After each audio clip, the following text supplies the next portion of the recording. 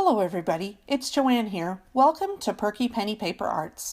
Today we are going to use the brand new Shadowbox card die from Lawn Fawns. Typically it was meant to be used in this horizontal format, but as I was looking at it, I had an idea. I decided to put it on its side, give it a pitched roof, and create a terrarium with it.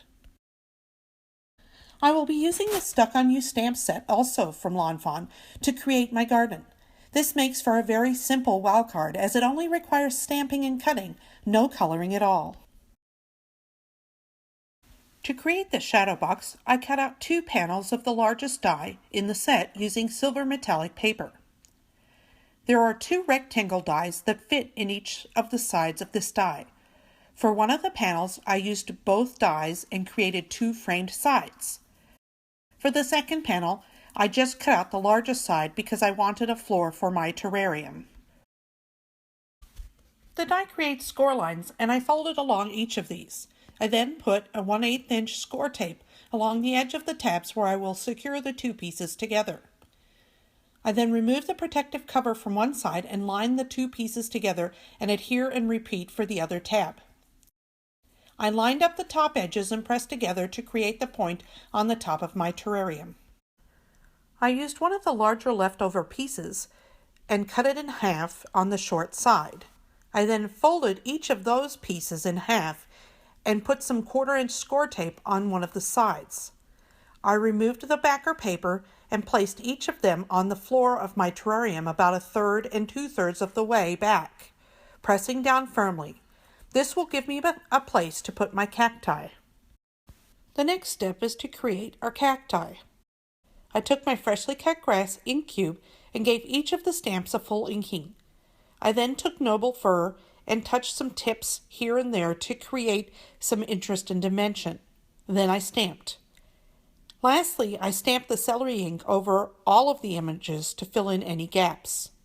I repeated this on the other side. Notice how I lined the stamps up so that I could stamp one side and then turn it over and stamp the other side. I'd already stamped and cut out a number of cacti flowers and pots before filming to save time. The next step is to create an arrangement with the large assortment that I've cut.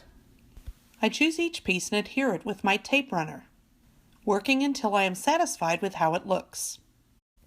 There is a great variety of stamps in this collection, from small and short to large and tall.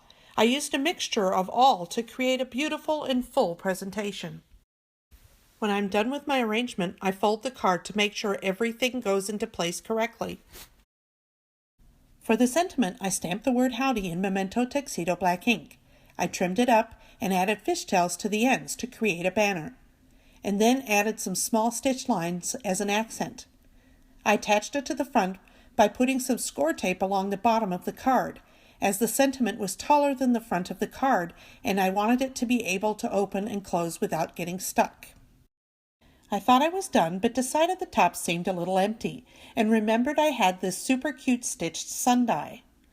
I cut a piece of yellow cardstock from the corner large enough for the sun, and then cut the sun out with part of it over the edge. This created the perfect corner to attach to the inside back of my card. I adhered the sun by placing the 1/8 inch score tape on the 2 straight edges. And there we have it, an adorable folding cacti and succulent terrarium card that folds up like a breeze and fits in a standard size envelope. I hope I have inspired you to think outside the box and create your own little masterpiece. For more information, please visit my blog at www.perkypennypapers.com and follow my Instagram at perkypennypapers. If you enjoyed this video, please like it and share it, and subscribe to my channel to see when new videos are uploaded.